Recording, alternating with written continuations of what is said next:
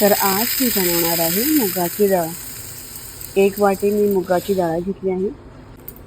मुगाच्या डाळीला 4 ते 5 पाण्यामध्ये मी वॉश करून घेणार आहे आणि भिजवायला ठेवणार आहे.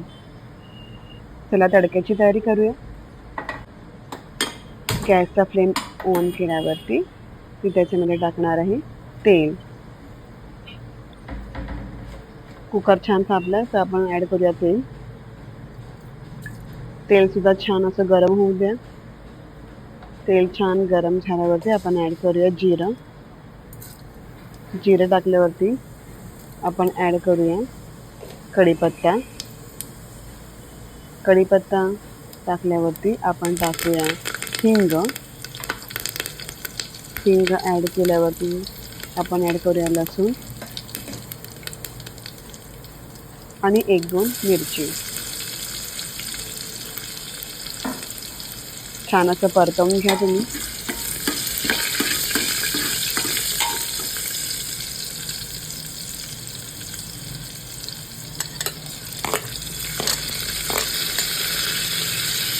मिरची ॲड केल्यावरती छान असं परत परतवून घ्या.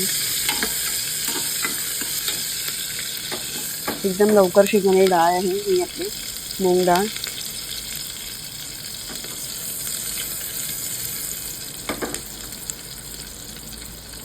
आता आपण ॲड करूया आपला 1 टोमॅटो जो मी बारीक चिरलेला आहे.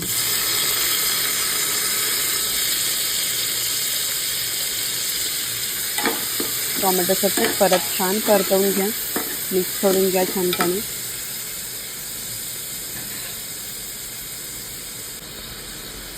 टोमॅटो छान परतवून घेल्यानंतर त्याच्यामध्ये आपण टाकणार आहोत हळद पावडर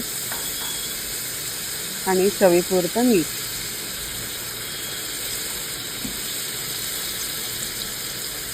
मीठ लवकर टाकण्याचं कारण असं की टोमॅटो चांगला शिजला जाईल. मसाला सुद्धा चांगला परतला जाईल.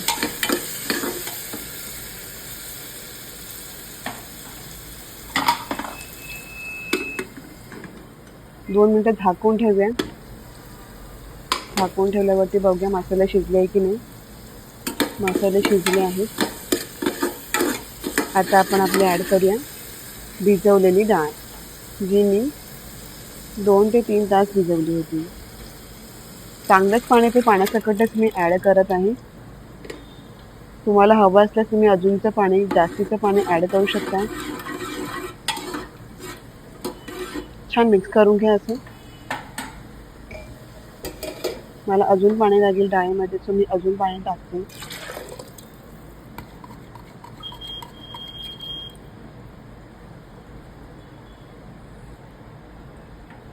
पाणी ॲड केल्यावरती छान मिक्स करून घ्या.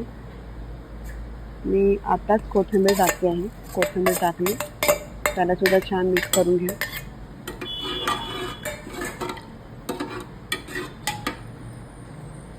मिक्स केल्यावरती मी फक्त 2 शिट्यांमध्ये शिजवणार आहे ही डाळ. तो 2 शिट्या झाल्यावरती आपली डाळ रेडी आहे.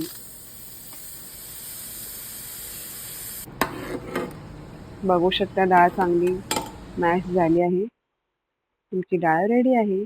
Thank you for watching.